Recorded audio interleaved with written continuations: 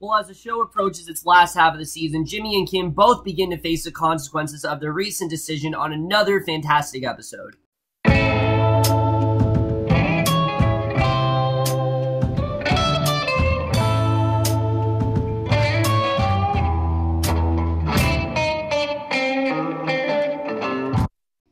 Hey guys, here for Better Call Saul, Season 3, Episode 8, Slip, and I was definitely really looking forward to this episode, especially because of the way the last two episodes have been. They've been, yes, there's been stuff that's happened, but they've mainly been table-setting episodes, and this was the first episode where we basically got everything, in a while. We haven't really gotten everyone's story together in a long time, so I really did like seeing that here. We got a little bit of Chuck, a little bit of Jimmy and Kim, a little bit of Mike, Gus, and Hector. Really, everything was in this episode, and mainly, like I said in the intro, it's really all about consequences, and, yes, Jimmy and Kim made a power move against Chuck, but we can really tell, we can really tell that now, because of, what they've done, this is really starting to have a huge effect on them, that I think will probably last for a long time. So, let's just get into this episode, because I definitely do want to talk about everything that went down, and, I love the way this one starts off, because we actually start off in a flashback back when Jimmy was known as Slippin' Jimmy. We see Jimmy and Marco, a character we haven't seen in so long. Remember Marco, his friend that actually died in the season 1 finale? Well, we see him in this scene. They break into the McGill's family's abandoned store in Syracuse, Illinois, and Jimmy retrieves an old Band-Aid box from the ceiling, from which he actually retrieves his childhood coin collection. This is obviously a very important box to him, and he finds this Indian head penny that he hopes to use in a con game. As we know, Jimmy used to be a con man. He was involved in all these really shady type of businesses, and this was one of them. So, basically, he explains his collection after his father tried to give back a rare George Washington $50, and he goes to say this family were better off not owning the store, saying his father was only popular because he was simply too generous with money. Like, he would just give anyone money, and that's kind of the problem that Jimmy's facing now, that he obviously is having a problem with money, and he's always wanted to be different. This is kind of why he's pulling all these scams, because he doesn't want to be generous with money. He wants to do stuff for himself, and that's kind of it. He's not really focused on helping others like his father has. And we've known that Jimmy has tried to help others, but obviously it hasn't really worked out in his favor. But we see he takes the Band-Aid box with him, and again, it was a really powerful way to start things off. I really did love this first scene. I always do love scenes we go in the past, seeing how Jimmy really was in contrast to how he is now. He hasn't exactly changed, but, now he's kind of living that same sort of attitude that, he's trying to be different from his father, and I really did love the way we started things off there. But we then see Mike. He drives to the site of this truck robbery, basically, and he's armed with a notepad and this metal detector, and he uses 3 instruments along with the information supplied by Nacho. Obviously, we know that Nacho had some sort of larger plan, and we didn't exactly know what it was all about here, but we find it very quickly. He wants to find the body of a good Samaritan that actually was killed by Hector after the robbery, and we don't know why he needs to find this body, but he anonymously reports the body to the police. And again, I thought this was a really well done scene. I really did love what we got here with Mike. You can tell, obviously, they do have some sort of larger plan, but we don't really know what it's all about. And once again, Mike is throwing himself into a situation that he really wanted to be kept out of. I mean, remember, he didn't want to be involved with Wormald and all this stuff, and this is basically why. He didn't want to have more blood in his hands than he already does. I mean, he's already responsible for going after Hector. Gus is on his tail. He knows that. He's trying to support his family and just try to build this playground for Kaylee. He just wants his family to be in a safe environment. That's all he really does care about. And the fact that he's now throwing himself into this, it really does show what Mike doesn't want himself involved in, and I really did love the way this scene was done. Again, it's something where it really helps us connect with Mike more, and that's something the show just does so well. It's the deep characterization the show really does have, especially this season, has really shown very well. So we then get what might be my favorite scene of this entire episode, which oddly enough is actually a Chuck scene. Chuck is a character that, like I said, I've been in and out with throughout the show. Sometimes I really am on his side, and I actually can really see where Chuck is coming from. Like, I can understand, yeah, how he feels about Jimmy. A lot of his stuff, he's not wrong about. Jimmy does have a lot of problems, but he seems to lack a lot of compassion for his brother, and why his brother really does do these things is something that Chuck doesn't understand. A lot of it comes from envy and hate rather than what he actually says is that, oh, you know, I'm just following orders. That's not what Chuck is really doing. Clearly, this is, you know, a man who's enraged, and he's trying to get revenge on his brother, essentially. That's what he's really trying to do. But this scene with him, I absolutely love, because we know he contacted this doctor in the last episode. We didn't exactly know what he was going to do. Is he actually going to try to make a move against Jimmy? What was he really going to do here? It really does seem like he's trying to take the necessary steps to actually get him help. He actually meets with Dr. Cruz, seeking to confront his EHS delusion. And I love this scene, how he's talked about how throughout his entire life he's thought this disease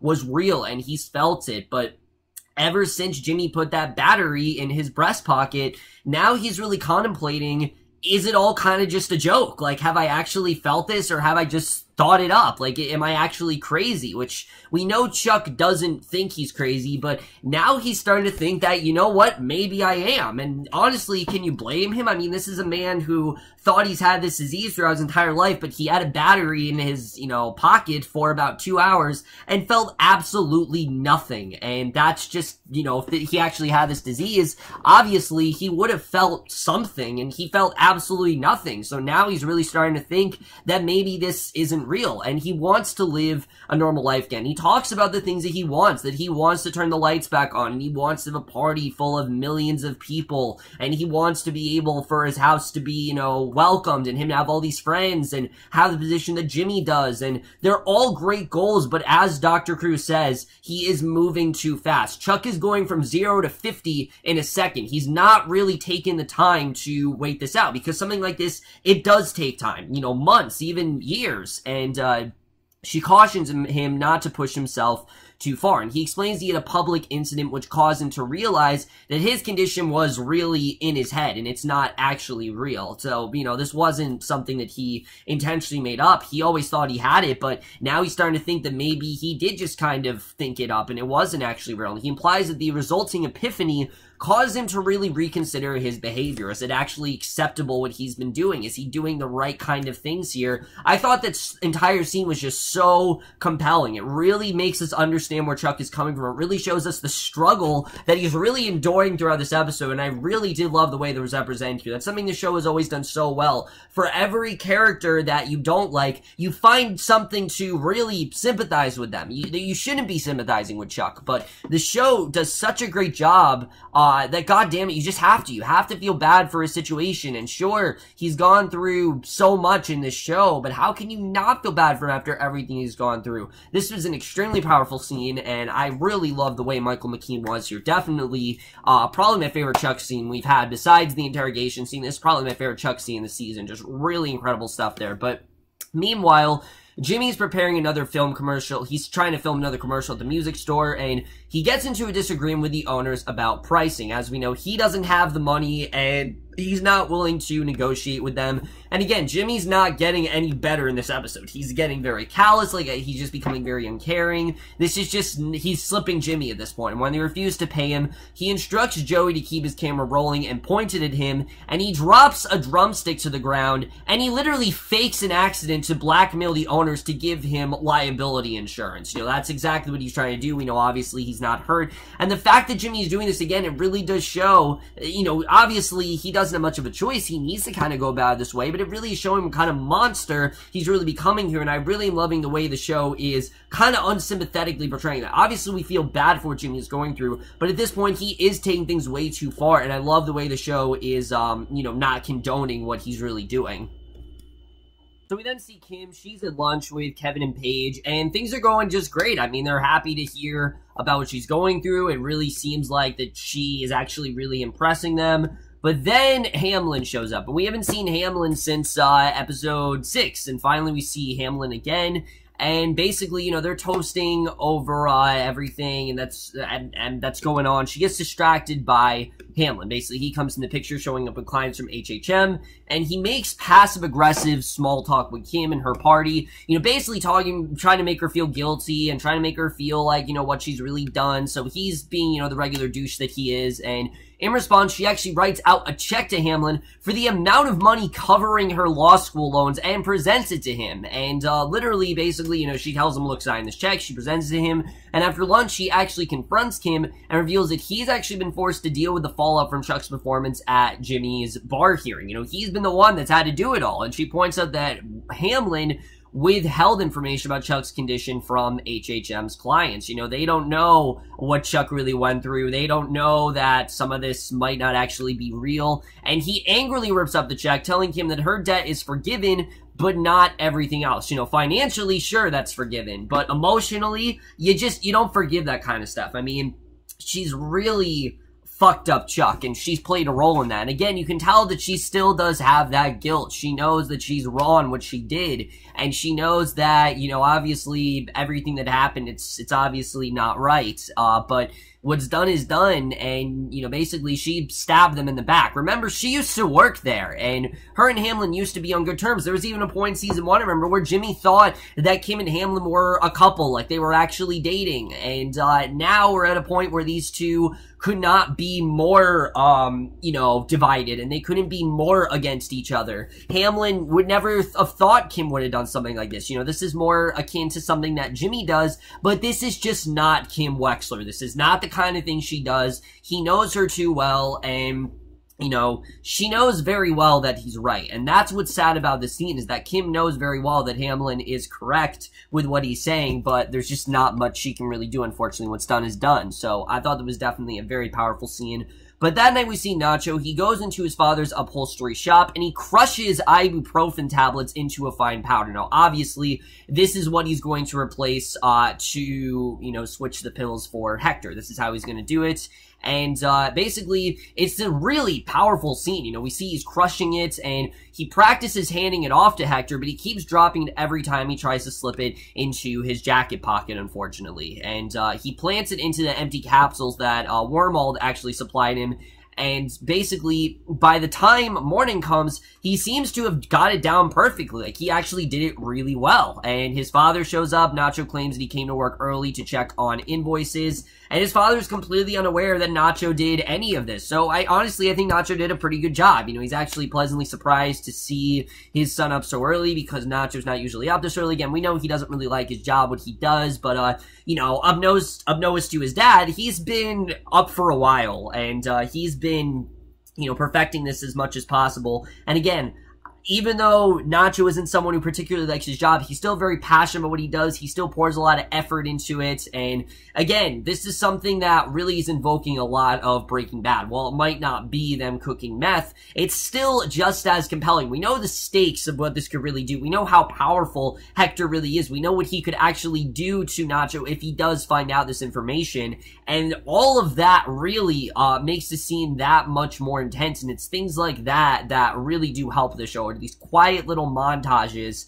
something I've always really enjoyed, and this scene in particular was definitely a really good interpretation of that. So Chuck then goes into a convenience store, which I'm pretty sure is the same one he had his Fallen in season 2, but he decides he needs to confront his EHS on his own. So he, to really see if this has an effect on him. Like, is he really that allergic, or has he just faked it? Has he just kind of thought it? And he walks to the local supermarket without any protection whatsoever, and though the EHS does seem to kick in, he managed to complete his shopping without any incident whatsoever. There's no sort of, reaction to anything. He's completely fine, and he returns home. He finds Hamlin waiting outside, and so yeah, it seems that maybe Chuck did kind of make some of this up, and maybe he is kind of okay. Even though he's still visibly struggling, it might not be that bad, and the fluorescent lights aren't really doing him any good. Once he actually gets to the freezers, he looks like he's about to pass out. So you can still tell there is an effect, but he walks out completely unscathed. Like, he's fine, and he's still in one piece. So he returns home. He finds Hamlin actually waiting outside, and Hamlin's delighted and impressed that Chuck managed to shop by himself. How could he have done this? I mean, this is, again, his condition was he couldn't, be exposed to any of this stuff, but he then reveals he's not here to make a social call. That's not why he came by. An issue has come up with Chuck's malpractice insurance, and of course we know what that's all about, what that issue must be. Obviously, what Jimmy did, that's definitely coming into play here. So, back at Wexler and McGill, Kim then finds Jimmy. Now, we don't get a lot of scenes of Kim and Jimmy together in this episode, but the scene we got of them was very important. We see he's lying back in his office, playing on the guitar signed by Richie Blackmore, and we learned he actually received it from the store owners through his con, as well as selling the remaining 7 commercials as he had been trying to do. So again, Jimmy is definitely starting to go back to his old ways, and Kim is understandably concerned because of that. I mean, this is exactly what Jimmy didn't want to become. He was trying to become, he was above this. He was trying to move away from it all. But she's starting to see that he's having these repeated patterns where he's starting to slip back into that Slip and Jimmy or even Saul Goodman type of persona. So she's obviously very worried about that. And basically, despite Jimmy's assurance that everything's okay, she still expresses doubts about Jimmy's ability to cover his end of the expenses and considers taking on another client. Like, maybe Jimmy's not even worth it, He hasn't really shown her that he's really worth it and that this is really someone she needs to put effort into. And you can, again, I really think this is signifying the end of their relationship because she's offering to cover expenses until he's fully recovered. She's going back to her office schedule meeting with a new client, which is actually Bill Gatewood. And to me, I know I said before that I'm worried about Kim. I don't know if I am after this episode. Kim kind of seems like she's okay on her own. Like, sure, she'll have an emotional baggage on her, but if Jimmy's out of her life, it might actually serve her better. She'll still go on to practice law. She'll still open up her own firm. I could see Kim becoming like a Peggy Olson type character where she's fine on her own. She can get by, things like that. Think of Mad Men. Yes, Don and Peggy had this great friendship, but once Don was out of the picture, Peggy was completely fine on her own. I feel like that's kind of what's going to happen with Kim here. Now, obviously, it's different circumstances because that was the 60s when women weren't very much appreciated, and here we're in 2002, but I do think they're similar in the way their characterizations are, where they both are kind of, their lives are better without these men in their lives, and I think Kim is just kind of better off without Jimmy, and it's not so much because, she doesn't care about him. I think she does, but she's really starting to see this ugly side of him that she just doesn't need in her life. Things are going pretty great for her otherwise, but she's constantly being haunted by either Hamlin or something like that, and I think this is really starting to show that wherever Kim does venture at the end of the season, I don't think she's going to be able to do it with Jimmy. I think this very well could be the end of their relationship, and it's going to be very sad, but I do think that's what this is very much foreshadowing. What we get next is one of the most suspenseful scenes we have gotten all season, which involves Nacho. He's climbing onto the roof of the restaurant where Hector does his usual transactions, and he breaks the air cooling unit, and the restaurant's very hot at this point. It's very sweaty the next day, so obviously, it's not the best idea to break it, but he kind of has to. So as he counts Crazy 8's money, he sees Hector take off his coat, and he pretends to scrutinize one of the dollar bills in Crazy 8's stack. And again, Nacho, hey, there's a lot of things that can go wrong here. Obviously, we know what he's going to do, but there's a lot of things that can go wrong. Hector maybe notices it, or Hector looks at what he's doing. If Hector turns his head for like a second, he could tell what Nacho's doing, and basically, he claims it looks funny, i.e. looks like it might be marked, and Hector asks him to come over so he can scrutinize it, and while Hector looks at the bill, he then because Hector's now distracted, he reaches into Hector's coat pocket and he removes his pill bottle, which he accidentally proceeds to drop, and in gathering up the money, he returns to his seat, he grabs the bottle of doctored pills from the satchel containing Hector's rolled up money bands, and again, there's so much that can go wrong in this scene. He drops it, or he looks at the pills. I mean, his life is practically on the line. We know what Hector could really do here, and basically, he spots this counterfeit bill, and by, Hector concentrating on the counterfeit bill, luckily, he is able to swipe his prescription bottle, and he replaces it with the fake pills, and he keeps the bottle on his lap while counting the next dealer's money. He's unusually short with him. We don't know why, but once the dealer's gone, he does the switch, and he switches Hector's pills for the doctor ones. He tosses the bottle back into Hector's coat pocket without Hector noticing, which I was very surprised that Hector didn't notice for a second, but yeah, he actually got away with it, and I don't know if Nacho's gonna live, till the end of this show, but he actually got through it, and I was surprised. But yeah, that was, again, that's just such a great example of the visual storytelling this show does so well. And that scene, I mean, again, I've said it before, not just not my favorite character, but when you have a character in a situation like that, obviously, you know, we're you know, right on the edge of our seat with him. So I thought that scene was very effective in the way that it was, you know, in the way that they went about that. I thought it was definitely very effective in that way. So while picking up trash as part of his community service, Jimmy is actually handicapped by his back pain. A member of Jimmy's work group, Freddie, asks the supervisor if he can take time off to visit his sick daughter in the hospital, and the supervisor actually authorized him to leave, but he warns him that he will not be credited with the hours he has worked, unfortunately. He's not going to be given money for that, and having listened to the conversation, Jimmy realizes that Freddie is actually a drug dealer, and that he's not there to see his sick daughter, he just needs money for drugs, and that the excuse is most likely a lie. And I saw this as two things. One, Jimmy's feeling sympathy for this guy. He knows what he's going through. He knows he's obviously, you know, needs drug money, things like that, so he knows about that. Two, Jimmy can kind of, you know, he also can kind of relate to what this guy is doing. Obviously, Jimmy doesn't need drug money, but he is in need of money, and he's faked a lot of stuff, such as his back injury, or even the crying. I mean, we don't know if the crying was particularly real or not. There's a lot of things that Jimmy's faked, and basically, he offers him a deal for $700, so maybe he can use this guy to his advantage. Jimmy will make sure that Freddie can leave without losing his hours. So, again, Jimmy's kind of blackmailing everyone at this point, and he does so by threatening the city worker with a class action suit, which is insane that he actually did that. And I'm going to talk about, you know, how that all, basically intrigued, he actually does accept the deal. So he lies on the floor to rest his back, and the supervisor immediately reappears, and he threatens to drag him to court for various reasons, and if he refuses Freddie to go see his daughter and Jimmy to rest his back, basically, you know, he's going to drag him to court while allowing both to keep their house. And panic, the supervisor actually abdicates and actually does comply. So Freddie then pays Jimmy and leaves. Jimmy extends to rest his back, satisfied with his particularly lucrative improvised ploy. So again, Jimmy's just doing all this really shady stuff, not because he wants to, but because he has to. We can again very well see how he's eventually going to become that Saul persona we all know he is eventually going to, you know, how that personality is eventually going to manifest. So we then get to the end of the episode, which was this incredible scene between Mike and Gus. Now, I have been waiting to see a scene between these two for a long time now. You know, ever since episode 4, we've been waiting for Gus to make that decision. Does he want to work for Gus? Does he not? Well, he looks at the money he took from the truck heist. Remember all the way back in the latter half of season 2 when he robbed that ice cream truck.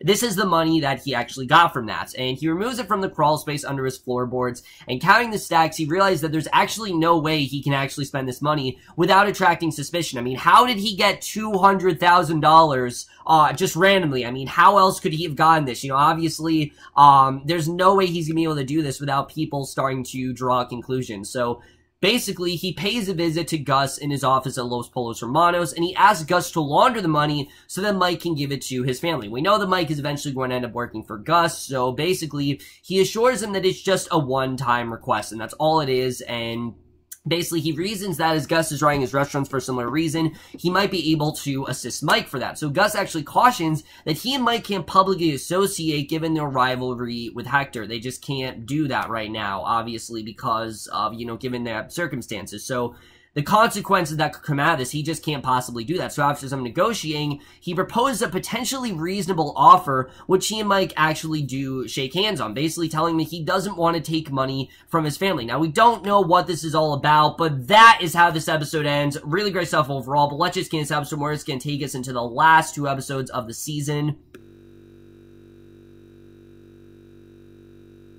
So, once again, guys, this was another really amazing episode. I really am loving what we're getting towards the end here. Let's first talk about what's going on here with Jimmy, because holy shit, Jimmy. I mean, Jimmy's a character that I think we've sympathized with throughout the show.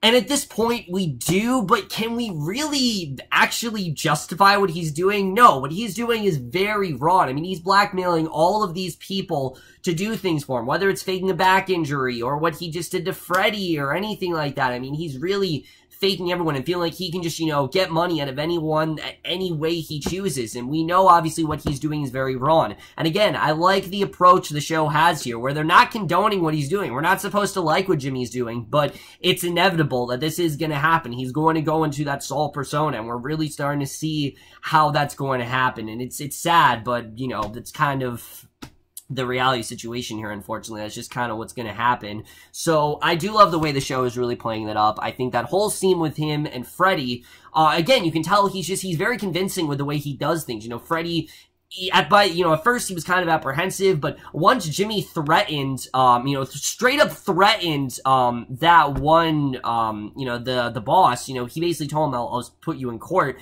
Freddie actually did comply. In fact, he was actually on board with it. Like, he offered it in the first place. The way that Jimmy's able to do that is incredible. And again, Gus is very similarly, sorry, I can't pronounce that word, similarly, able to do that.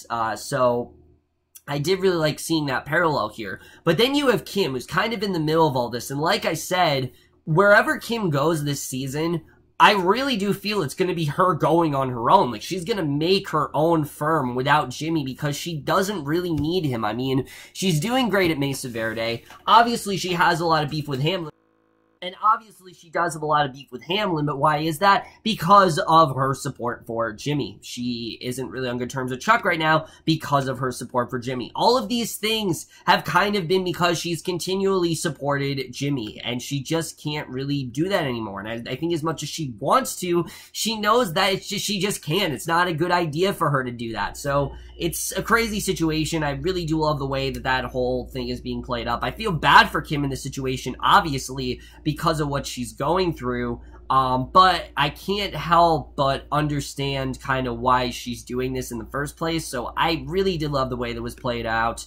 I really do feel bad for Jimmy, but like I said, I think Kim just kind of needs to go out on her own at this point. She just can't be with Jimmy, unfortunately, and it sucks, but I think that's just kind of the way it's going to go. Now, as far as things go between Gus and Mike, I don't know what Gus is going to offer Mike here, but we'll have to see the way that's really going to go. We know, again, Gus is going to work for, Mike is going to work for Gus eventually. That's kind of how it went in the show, so we know, again, that's inevitably going to happen, but I love the way the show is setting that up, and we honestly do feel a bit for Gus, too, because we know what he's gone through, and we know that obviously he can't really do anything about that, and he can't even work for Mike because he's already kind of, shady and things like that. So I like the way that whole thing is being played up. We don't know what's really going to happen there, but I love the way that's being handled. As far as Nacho, I'm shocked that Nacho was actually able to switch the pills without Hector noticing.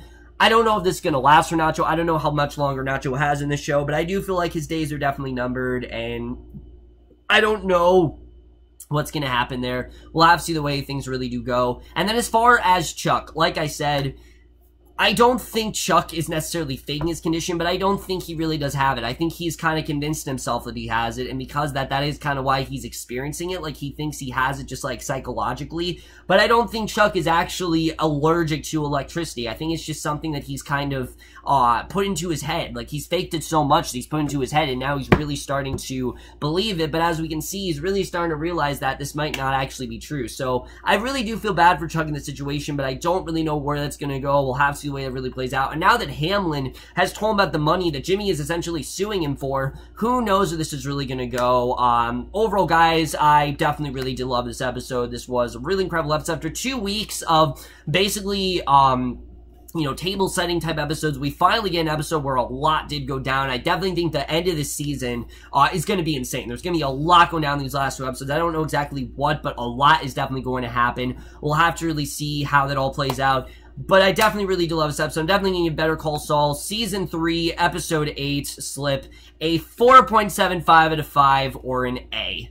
So over, guys, from this episode, Better Call Saul, the most guys thought of this episode overall, left your thoughts, and I am absolutely loving where this season is headed. Don't know where we're going for the last 2 episodes, but we'll have to see the way that really does play out. That's my review. Hope you enjoy. We'll see you guys in my next, which will be for Episode 9 of Better Call Saul, and we'll see you guys for that. Okay, bye.